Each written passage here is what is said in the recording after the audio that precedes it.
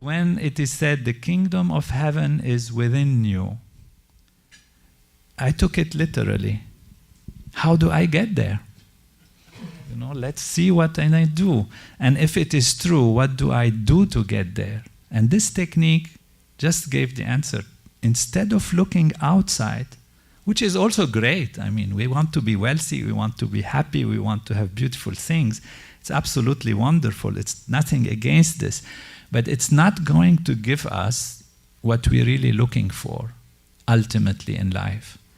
And if this thing is somewhere within me, closest to me, then this technique says close the eyes and let the mind go towards the inside. And then the mind itself does the job. So there is no forcing, no trying. It's a simple technique that allows the mind to settle down, and experience the self. And even from the time of Socrates and the Greeks and all of that, know thyself was written on the doors on Delphi when you go there for the oracle. One thing you have to do, know thyself. This was the greatest wisdom of all time. Where is our self? It's within us. So doesn't it deserve a few minutes, morning and evening, to go back to ourself, to go back to that infinity within us, and to know who we really are? What happens to the body and the brain when the mind settles down? Going back to the self is not something of the intellect, it's not something of the mind alone. It's a direct experience of who one is. And what happens with that is amazing. Because when the mind settles, the body settles, stresses go away. And this is why all the research that you were talking about and all the results, the good results on the individual level and on social level happen. What we call scientific is that which is systematic, so there is a system, which is reliable, so which means when you apply the system, you always get similar results. And repeatable, which means when you repeat it under different conditions, you still get the same result. What happens in the brain is what happens in the mind. More and more we have found in science that the mind and the body are not two different things. They are an extension of one reality, which is ourself. And when the mind settles, the body settles. When the mind starts to becoming quieter and quieter, the body settles down. Oxygen consumption reduces, muscle tension reduces, galvanic skin response on the skin reduces, the brain gets more coherent, there is more connection between right and left, front and back, and the whole physiology settles down. When the physiology settles down, it gains deep rest. This deep rest is what makes the stresses go out. So the stresses go out because the body's rested. When you are running and you have all your day of activity and your muscles are tired, you just don't try to pull the tiredness out of the muscle by some crazy mechanism. What you do is you rest. When you rest, the body by itself removes the fatigue, it removes the tiredness. So the body itself has an internal mechanism that allows it to remove all these tensions and stresses that have accumulated throughout a lifetime by having strong impressions that remain with us, even though we forgot them on the surface level.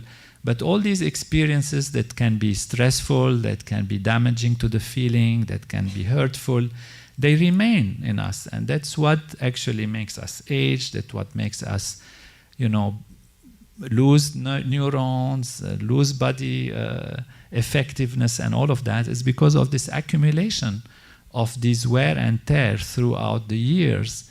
The body has a mechanism to remove the fatigue by itself, and since the rest is much deeper than that of sleep, then the stresses that are removed are much, much deeper than what sleep can remove. Because sleep removes stresses to some extent. However, you wake up in the morning, you still have the same anxieties or feelings or depressions or fears, insecurities, etc. Why these are there? It's not the nature of the body and the mind to be like this. It's because it has been distorted by the stresses. So what you need is a deeper rest. And this deeper rest automatically will readjust the physiology. So what's different in this technique is that first, it is not based on believing in it. It's not based on a philosophy as such, but a deep understanding, of course. And the technology itself is extremely simple. The children can do it, and adults can do it, people of different races, different traditions, different belief systems, and they all get the same result. So that's why we call it a technology, and that's why we call it scientific. This is one thing which is different between this technique and others, though we don't like to compare, but every technique has its value. But most techniques of the mind try to manipulate. So think of your breathing, think of your environment. So what you're doing is you're asking the intellect, the mind, the intellect, to focus on something, to think of something, to do something, even though more settled and more quiet. In this technique, we don't ask the mind to focus or concentrate or anything. We just allow the mind to take its own course, which is a systematic course of going inwards and settling down. So this technique is neither hypnosis, nor psychiatry, nor nothing. We usually take an example. If you have a honeybee buzzing around, and it'll be buzzing, and suddenly it gets quiet. When does it get quiet? When it finds the nectar. It's attracted and it settles down. The mind is like this, is buzzing, searching. We're always searching for more, always. What is the nature of the mind? We ask ourselves, what is something we all want? We want more happiness, we want more love, we want more creativity, we want more knowledge, we want more wealth, we want more joy. This is the nature of the mind. We can't say it's not. If you're reading a book and it's interesting but not so interesting, and suddenly a music starts somewhere, you, without any effort, your mind jumps to the music. Your eyes as if are reading the book, but your mind is going for what is more pleasing. That is the nature of life, to go for more. And this technique has one simple paradigm, one simple equation. Go towards what is more than the most.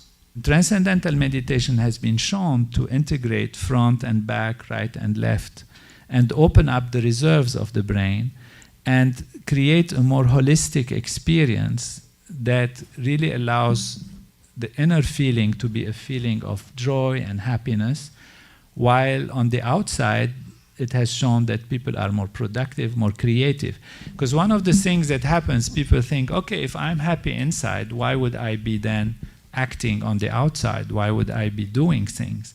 And what is interesting in this program is that it allows the mind to be really settled, to be established in oneself, to be anchored in one's own deep being, to be happy, and yet it motivates for greater achievement on the outside.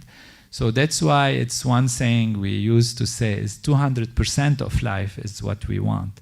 We want 100% inner, but we also want 100% outer, and there is no contradiction. To the contrary, we can enjoy the outer much more when we are stable within, inside, whereas the outer can own us and make us its slave, if you like, if we are not anchored in ourselves. So go back to yourself, know thyself, know that kingdom, that heavenly kingdom within, and all else will be added onto you. And the mind, we can say, is like an ocean, active on its surface and more settled in its depths. A thought is like a bubble coming from the depths of the ocean. Because it's high pressure and very settled there, the bubble is very tiny, and that bubble goes up and becomes bigger and bigger and bigger. When it reaches the surface, we are aware, oh, this is a thought. But what is the origin of our creativity, of our thinking, of our planning? It comes from somewhere from within, and that is the depths of the ocean. But the mind is searching. Now give the mind that settled experience, that honey, that nectar, and the mind settles down.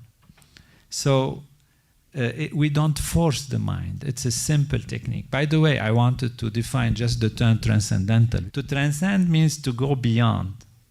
And when we said the mind is like an ocean, on the surface it's active and in its depth it's quiet.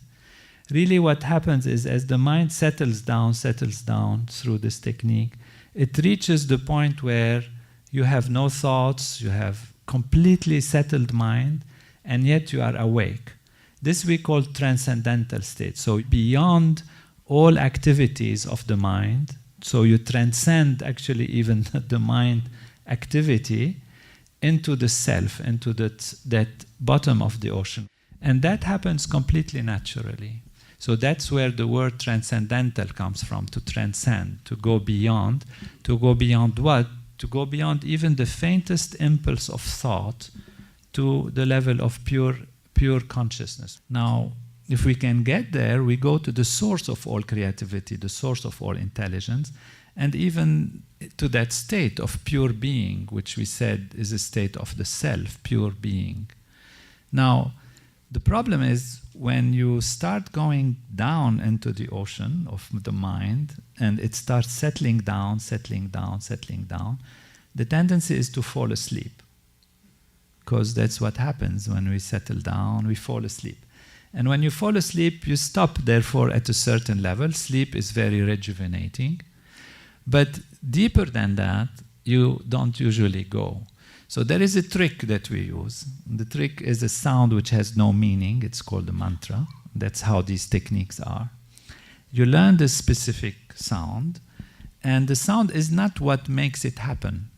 The sound is just a vehicle on which the mind sits innocently, and the mind dives guided by its own nature to want to go to the depths. So as the mind goes deeper and deeper and it settles down, there is this mantra that prevents it from falling asleep, yet allows it to settle down. How do we use that? There is a technique. You have to learn it. There is a procedure. And that's why we need a teacher who is being qualified and understands how to guide the individual. That's why it's a personal instruction.